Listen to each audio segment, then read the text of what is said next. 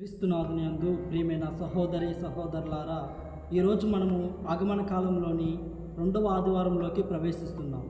ఇక రెండవ ఆగమన కాలంలోని మనం నడిచే మార్గమును, మనం నడవబోయే మార్గమును, మన మనసును, మన హృదయమును సిద్ధం చేసుకొని మన హృదయంలోకి, మన మనసులోకి, మనం నడిచే మార్గంలోకి, మనం నడవబోయే మార్గంలోకి ఒక అతిథిని ఆహ్వానించుకోవాలి. ఎప్పుడైతే మనము అతిథిని ఆహ్వానించుకుంటామో అతని పట్ల శ్రద్ధ చూపిస్తూ, అతని పట్ల ప్రేమ చూపిస్తూ, అతనికి కావలసిన వస్తువులను అందజేస్తూ, అతని పట్ల ఆలింగనం చేసుకొని స్వీకరించి అతన్ని అంటిపెట్టుకొని ఉండడం మన క్రైస్తవ ధర్మం. అదేవిధంగా ఈ యొక్క ఆగమన కాలంలోని రెండవ వారంలో శ్రీసభ మనకు బాప్తిస్మ యోహాను గురించి తెలియజేస్తుంది. అదేవిధంగా బాప్తిస్మ యోహాను ఒక ఆదర్శంగా అందిస్తుంది.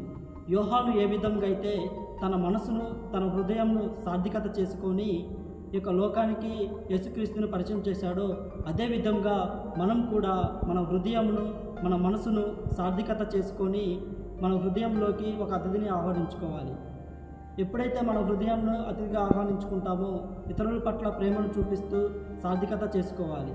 అదేవిధంగా మన పిలుపును గుర్తించి పరిపూర్తి చేయు కాలం ఆగమన కాలం. అదేవిధంగా నేటి సువార్త పట్టణంలో గమనించినట్లయితే లూకా సువార్తికుడు కూడా బాప్తిస్మ యోహాను గురించి తెలియజేస్తున్నాడు.